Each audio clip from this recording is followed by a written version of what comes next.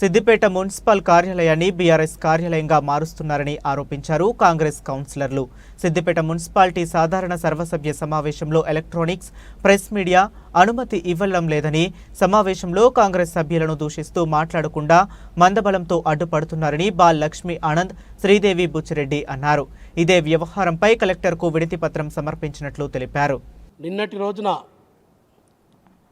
Municipal కౌన్సిల్లో ప్రజలకు వారధిగా ఉండేటువంటి మీడియాను, అదేవిధంగా ఎలక్ట్రానిక్ మీడియాను మున్సిపల్ కమిషనర్ అశ్రిత్ కుమార్ గారు ఒక బీఆర్ఎస్ ఏజెంట్గా పనిచేస్తూ రాష్ట్ర వ్యాప్తంగా ఇలా తెలంగాణలో కాంగ్రెస్ ప్రభుత్వం చేపడుతున్నటువంటి మా రేవంత్ కుమార్ రెడ్డి గారు, మరి అదేవిధంగా మా జిల్లా మంత్రివర్యులు ఎన్నో కార్యక్రమాలు చేస్తుంటే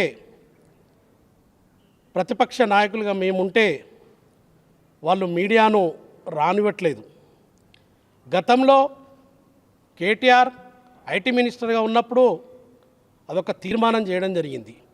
మరి కాంగ్రెస్ ప్రభుత్వం వచ్చినాక కూడా మరి ఈరోజు మున్సిపల్ మాజీ చైర్మన్ రాజనర్స్ గారు, మరి అదేవిధంగా తన సతిమణి మంజుల రాజనర్స్ గారు, మరి అదేవిధంగా జంగిటి కనకరాజ్ వైస్ చైర్మన్ గారు మహిళలని చూడకుండా కూడా అసభ్యకరంగా మాట్లాడుతూ, వెటకారంగా మాట్లాడుతూ కౌన్సిల్ హాల్లో నవ్వడం, వెలికి చేష్టలు చేయడము.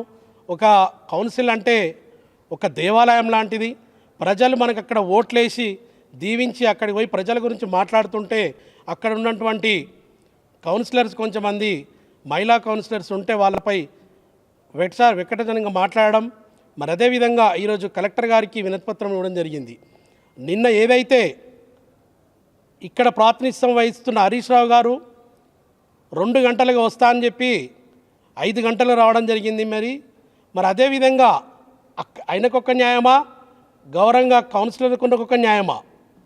మీడియా సోదరులను పిలుస్తా అంటే కౌన్సిల్ హాల్లో పర్మిషన్ ఇవ్వరు.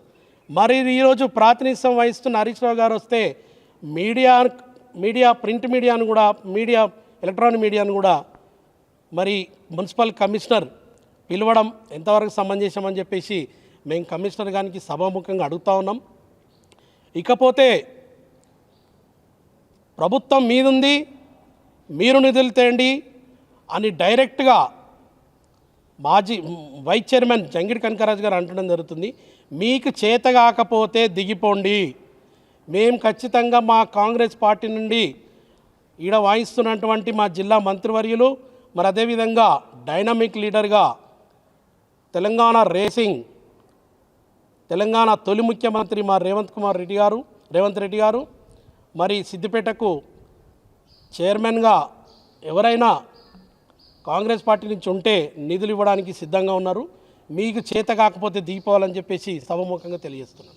జరిగిన సర్వసభ సమావేశంలో కొన్ని అంశాలు, ఒకటి వీళ్ళు ఎలక్ట్రానిక్ మెయిన్గా మేము ఇక్కడికి ఈరోజు కలెక్టర్ గారికి ఒక వినతి పత్రం ఇవ్వడానికి వచ్చిన కారణం ఏంటంటే, ఫస్ట్ అంశము మేము చాలా అంటే దాదాపుగా 16 నెలలు కొత్త గవర్నమెంట్ వచ్చి 16 నెలలు అయింది. 16 నెలల నుంచి మేము కంటిన్యూస్గా రిప్రజెంటేషను మా లోకల్ మున్సిపల్ కమిషనర్ గారికి ఇస్తున్నాము, చైర్పర్సన్ గారికి ఇస్తున్నాము.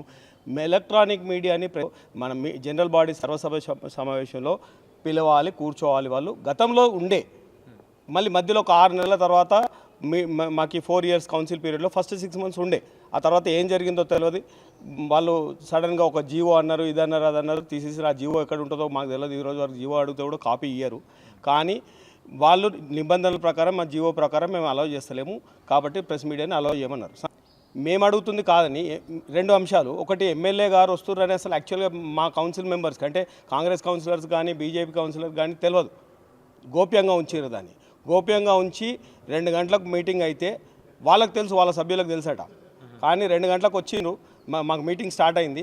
ఎలక్ట్రానిక్ ప్రెస్ మీడియాకి ఆ 2 గంటల నుంచి 5 గంటల వరకు లేదు. కానీ ఎప్పుడైతే ఎమ్మెల్యే గారు ఇంట్లోనే చూడండి ఎంటర్ అయినరో 5 గంటల దాకా లేరు, ప్రెస్ మీడియాని అలౌ చేయలేదు. 5 గంటల తర్వాత ఎప్పుడైతే ఎమ్మెల్యే గారు వచ్చిండ్రో ప్రెస్ మీడియా వచ్చేసింది లోపలికి.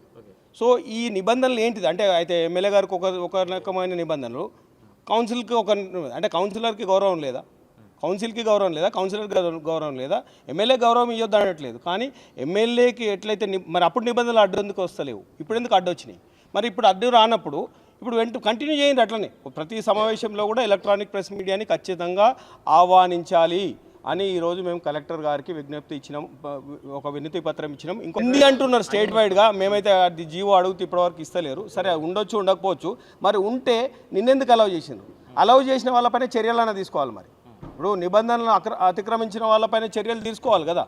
నిజంగానే లేకపోయినప్పుడు నిబంధనలు అతిక్రమించిన చర్యలు తీసుకోవాలి. మహిళా కౌన్సిలర్ అని కూడా ఒక తోటి మహిళ అయి ఉండి ఆమె సమావేశంని అధ్యక్షత వహిస్తూ వెనుక ఉండి ఒక మహిళ మాట్లాడుతూ ఉంటే, కౌన్సిలర్ మాట్లాడుతూ ఉంటే వెనుక నుంచి 4-5 మగ కౌన్సిలర్ జెంట్స్, వాళ్ళకి ఇంత ఇంగిత జ్ఞానం ఉండొద్దండి? వాళ్ళ ఇంట్లో ఆడవాళ్ళు లేరా, భార్య పిల్లలు లేరా?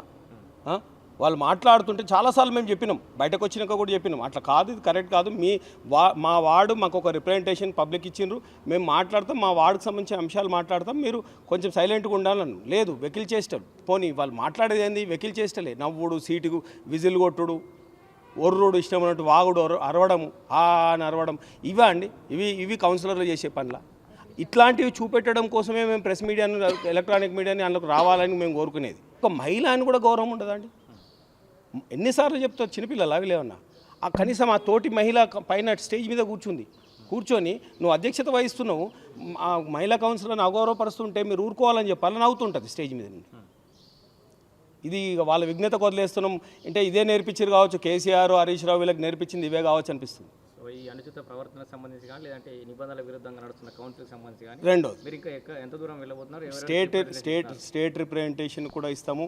సంబంధించిన ఈ అంశాన్ని ఎలక్ట్రానిక్ మీడియాని ఇన్వాల్వ్ చేస్తేనే ఈ అంశం ఇప్పుడు ఇలాంటివి చర్యలు వాళ్ళు చేయకుండా ఉంటారనేది మా ఉద్దేశం. కాబట్టి ఎలక్ట్రానిక్ మీడియా, ప్రెస్ మీడియా అందులోకి వచ్చిన తర్వాత అందరూ సెట్ అయిపోతారు, అందరూ కరెక్ట్గా బిహేవ్ చేస్తారు, చిన్నపిల్లలాగా చేయరు అనేది మా ఉద్దేశం. అందుకనే ఫస్ట్ అంశం వీళ్ళని ఇన్వాల్వ్ చేయాలనేది. రెండో అంశం, ఎవరైతే ఇప్పుడు వెనుక నిలబడి అరుస్తున్నారో వాళ్ళు ఎంత అంటే వాళ్ళు గొప్ప అనుకుంటున్నారు, కానీ వాళ్ళ ఒక్కొక్కటి ఇప్పుడు ఉన్నాయి మా దగ్గర తీస్తే. ఒక చిన్న ఎగ్జాంపుల్ చెప్తా, పేరు చెప్పదలుచుకోండి. తోటి కౌన్సిలర్ మాకైతే గౌరవం ఉంటుంది, వాళ్ళకు ఉండకపోయినా సరే. ఒక తోటి కౌన్సిలర్ నిన్న విజిల్ వేసిండు, అరిచిండు, ఆ